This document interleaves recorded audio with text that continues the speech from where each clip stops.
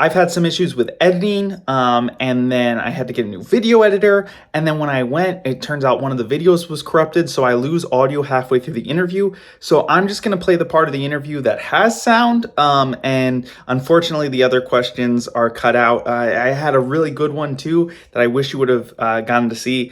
And I'm not just saying that because I'm biased. He had a really good response to it. So I apologize for that, that you won't get to see it. But I'll show you what from the interview I'm able to. And again, sorry for the delay. Like I said, I had to buy a new video editor. So anyway, enjoy the rest of the video from what you can.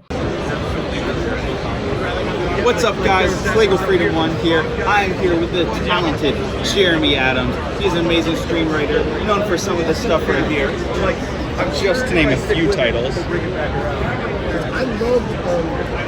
Alright, so Jeremy, my first question for you is, what do you enjoy most about writing? It's a really good, just the pictures in my head down. There's some joy. I remember being junior high writing something in the entire class, laughed hysterically. And I was like, ooh, I like that feeling. So I don't know if it's the deep, dark hole of wanting to be loved or what, but entertaining people is really, really fun. And I got a bit of a dreamer, so getting some of those out on paper and trying to make them come to fruition is very satisfying. And you work a lot on DC projects. Yep.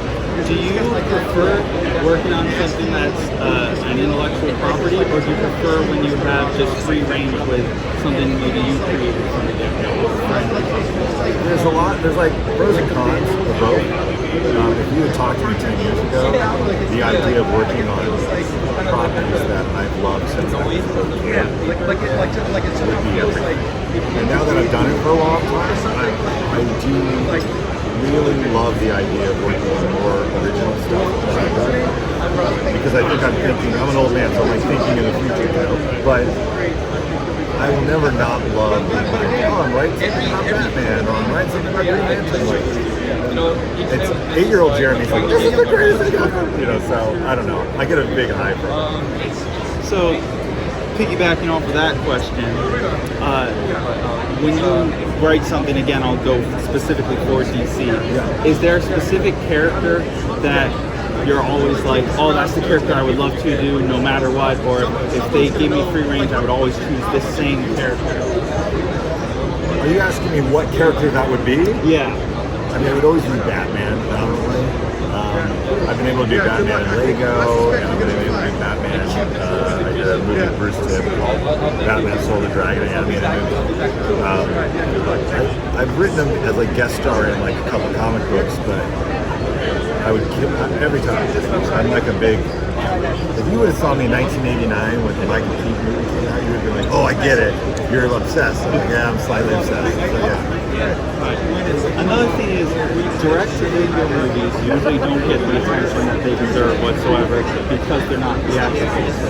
What would be your sales pitch to encourage people to go and watch direct-to-video movies that usually are, sometimes are even higher quality than a theatrical film?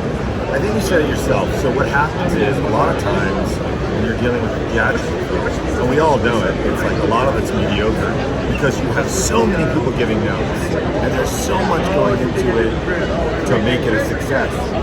What's interesting, especially Warner Brothers Animation, is there's a lot of faith in the creators and there's a very limited amount of people telling us what to do. So we can really make it super creative, work together to make something that is less noted and watered down.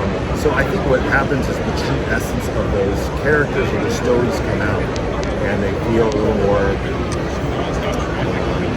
I don't know, they feel bigger than they should be. If you saw how much they spent, you'd be like, that's no money whatsoever, but it's a fun thing because there's so many people just putting their hearts and souls in it, and they're not being encumbered by certain dumb things where it's well, you had to put this in to do this thing, and you're I guess that doesn't help the story.